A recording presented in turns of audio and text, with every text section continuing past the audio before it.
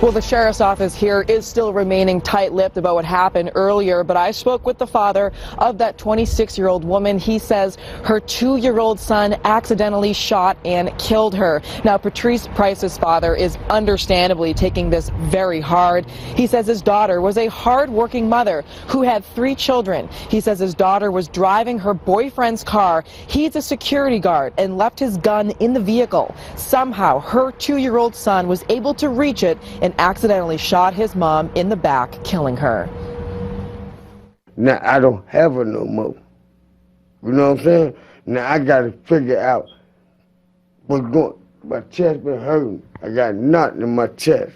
You know what I'm saying? I don't know. After this, they wouldn't even let me see my daughter. You know what I'm saying? I wanted to hold my daughter for one time. You know what I'm saying? Last time. Now again, Andre Price says the gun did not belong to his daughter. The entire family is devastated over this young woman's tragic death. Okay, people, this has got to stop. We have got to take this in as a thinking, logical population and understand what's happening here, why it's happening, what's not being done to stop this insanity. Now, this comes from someone who is registered to carry a firearm and has been around guns for as long as I can recall.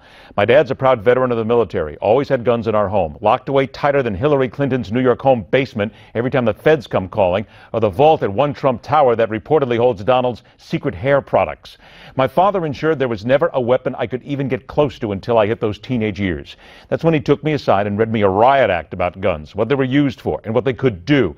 There were times I knew where the weapons were kept and knew exactly where that 2-shot Derringer was in case something happened, and I needed to protect myself and the family. But damned if I would ever think about going up against my old man and seeking to use one. I knew better. I was taught by a responsible parent about the dangers of weapons.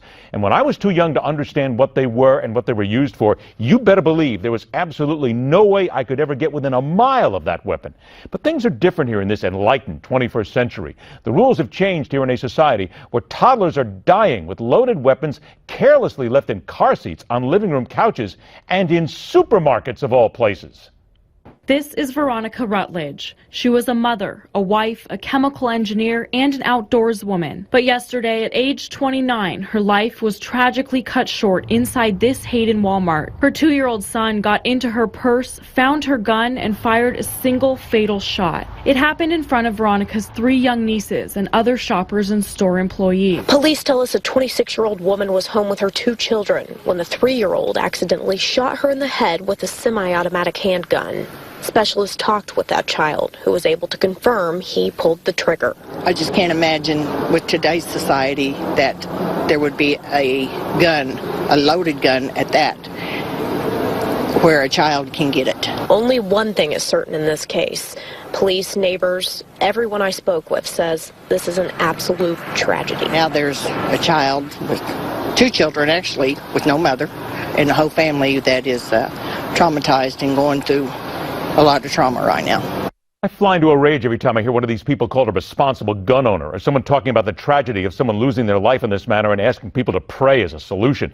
Since April 20th of this year in the U.S., there have been at least 7 instances, 7 times, where a 1, 2, or 3-year-old has shot themselves or somebody else.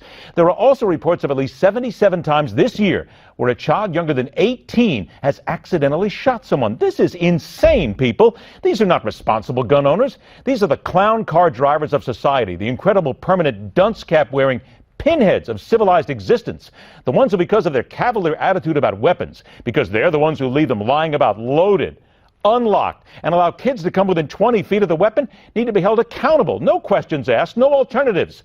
Though in some cases they don't have to worry about facing the law. After all, they made themselves a victim with their lack of concern about their life and the lives of others. I stand by my right and your right to responsibly own a weapon, but damned if I'm going to line up as a lemming with a dipstick and hammerhead who scream about gun rights and have the responsibility of a double jacket jackass. You want to pray for someone? Pray for the babies left scarred for life by their irresponsible and reprehensible parents, that maybe they'll grow up and become responsible people to care for those who they are sworn to protect.